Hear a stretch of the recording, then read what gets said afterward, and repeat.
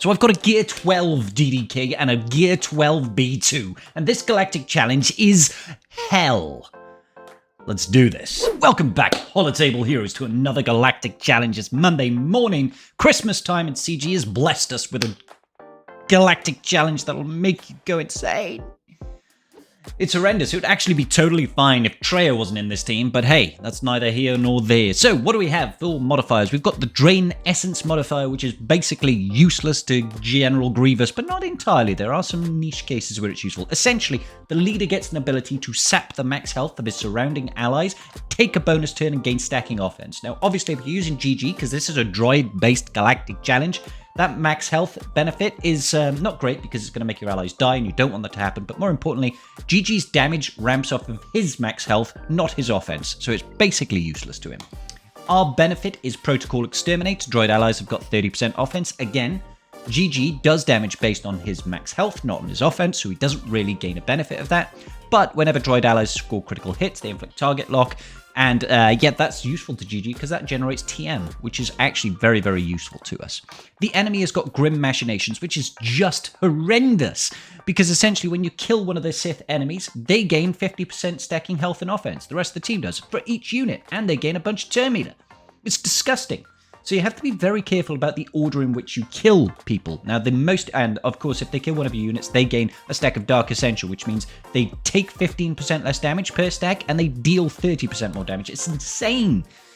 Kill order is important. We need to kill Traya first, all right? That's the pro tip of the day. So, what are the feats? We need to win with a full team of droids, and we need to win with an undersized squad, and we need to complete the battle after scoring 30 or more critical hits. So, I'm going to start this off with GG droids. I've got a video. I'm not going to try and do this again because actually it's a pain, but I do want to go over the modding. I remodded for this because it is so horrendous and I've only got Gear 12 on B2 and Droidica. So GG, I've gone for lots of speed and lots of max health. 150k health, 269 speed, and a crit damage triangle. He does scale off the crit damage triangle, okay? Now, B1, I want him fast, offensive, and if I can get some potency on him, great. He's 320, 94% potency, and 8.7k offense. That's at Relic 4. I know a lot of people have got more Relic investments, so you'll be able to probably push that higher. Magna Guard, I didn't really care so much about the speed. I just wanted lots of protection and some tenacity if we can get it. 124% tenacity, just to try and resist some of those stuns. Droidica out here, he's only Gear 12. There's not a whole lot I can do. So I modded him to be a little bit fast, just so that we can actually get out the gate and actually get some damage immunity up on him so he doesn't immediately die. And then I chucked the rest into offense. He's only got 5,000 offense because he's Gear 12. He's just kind of pathetic, to be honest. So I've gone for offense primaries here with some good speed secondaries, essentially. He doesn't really do a whole lot, but he does survive a little bit. Look at these mods on B2. Look at them. I've got some level 1 mods here. How crazy is that? He's also Gear 12. I don't care about speed. I don't really care about survivability too much, but what I do care about is being potent and tenacious. We want to be able to land that buff immunity in particular, all right? Buff immunity in particular. You want to get out the gate, you want to make sure buff immunity lands on Scion. I could try and do a run here, but I'll probably just skip and do the video. Let's see. All right, so first things first, we're going to do roly-poly business with our boy Droidica. I like to focus down on Scion. Don't know why, it feels like it gives me better luck. If we get that target lock on him, which we didn't get here, we need to get this buff immunity. That buff immunity is absolutely critical, stops him from being able to taunt. Next up, you do AoE, get all that target lock out there, gain all that turn meter, and just focus Traya. She's the only thing that matters. Killing Traya makes this so much easier. She has to be the first one that dies, okay? So everything goes into targeting Traya. Hopefully you get some bonus turns. Hopefully you're able to get some buff immunity over there on Scion. Absolutely perfect. And now we just need to try and keep everybody alive and just focus Traya. Doesn't matter if you stun her or not, she's just going to be cleansing all of the debuffs every single time Sith allies take turns. So we need to kill her as quickly as possible. This is why we want to have lots of damage on our GG. So hopefully you get lucky with the bonus turns on your B2. I think I just do a basic here just to try and do some damage, but it doesn't really do anything. I use the AoE here just to get some additional turn meter. I'm trying to get round to kill that Traya as quickly as possible. We need to be able to ignore that taunt. Here we go. We do a big hit. That second hit there from GG, let's just pause this real quick. If you use the second special with GG, targeting an enemy that has got a debuff, he will stack his max health, which means over time, he's going to be dealing more damage. So it's useful to do, okay? Now, we've gotten rid of Traya. This becomes so much easier. We do need to kill Sion before he becomes too tanky, and we do need to kill Talon before we kill Palpatine, rather. So, if at all possible, Sith Assassin is the least important character and is very squishy. If at all possible, see if you can kill Talon and Sith Assassin at the same time in one hit, which I think I managed to do here. No, I don't manage to do it. Ignore me. That was the intention, but hey.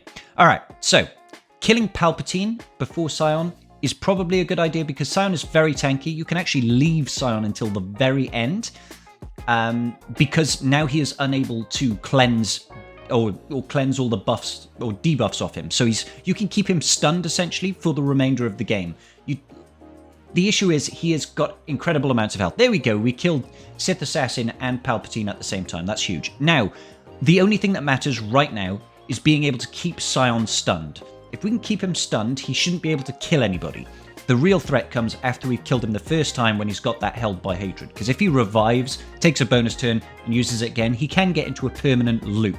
So we don't want that.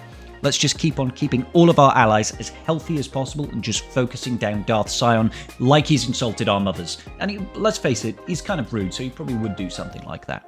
Don't forget, using GG's second special when he's got a debuff will stack our max health, which will increase our damage over time. So make sure you use the opportunity to do that, but don't forget that it is also one of our 2 stuns on the field. So, Droid Key here is mostly just being used to assist and cause additional TM generation for the team. Here we go. Looks like Sion is finally getting deaded. Come on. We're nearly there. We're nearly there. Let's go. Come on, Sion. They've got so much health, it's insane. Take the bonus turn just so I can land this stun here. And we didn't land it. It's kind of sad. But then we clear it up. And that will get you out almost everything. We still need to do an Underman feat. For the Underman feat, then, we're going to be using EP Mara Jade with Thrawn and Nihilus. Nihilus is obviously our kill mechanic. Now, if you've got Galactic Legends, just use Galactic Legends. This is for those of you that don't have it. Alright, so we're immediately going to throw out that AoE Tenacity down, and then we're going to get the stagger out there. Everybody get staggered, please. Everybody in the club getting staggered, or something like that. That gets to control the field for us just a smidgen. Now we're going to fracture Traya, because I don't like Traya. I don't want her taking any turns. Now we just need to increase cooldowns and hopefully start a bit of a TM train. Try to make sure you've got shock on as many people as possible, because that will help us generate TM with Papa Palpatine. Throw this out. We want to get those staggers going and just try to trigger as many staggers as possible. Let's have a look. I'm going to take the bonus turn here because I don't want Talon taking a turn at all. Do another basic there, and now it's back to business. I'm going to pass the turn back over to Nihilus over here. Nihilus needs one more turn before he's able to annihilate someone, which is precisely what we want to have happen. Yeah, let's just basic here. More AoEs. You see, we've got the control, but it's mostly about that stagger. The stagger is what's really controlling the field here. Let's get some more of that. Again, I'm going to take the bonus turn here just to trigger all of the staggers on the field. Looks like, unfortunately, we did not have one on our girl Talon. So she took her turn. Okay, first kill should be Traya. Now that we've killed Traya, the enemy can't actually cleanse off all their debuffs, and we should be absolutely golden.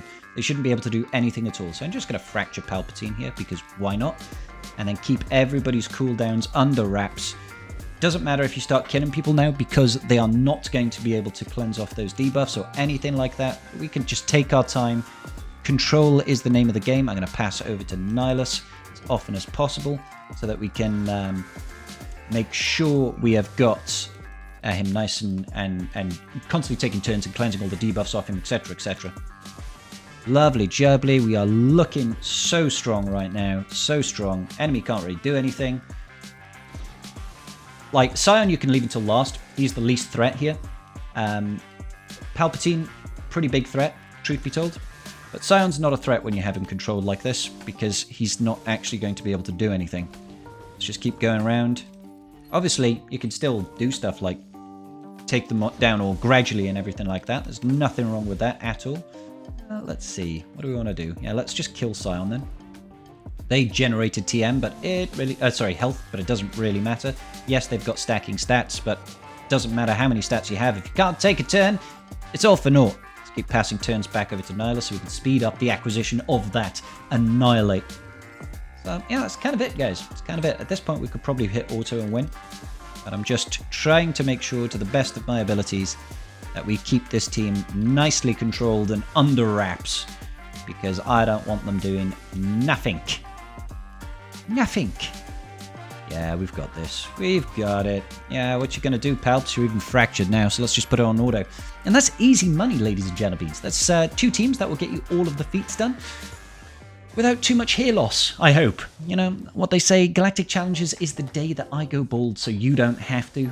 And if that is not worth a like and subscribe, then I really don't know what is. All the feats done for you, ladies and gentlemen. We have got Moff Gideon coming to the game at the end of the day today once Conquest finishes. Good luck to those of you unlocking them, and I'll see you all in the very next video. Peace out, and may the Force be with you.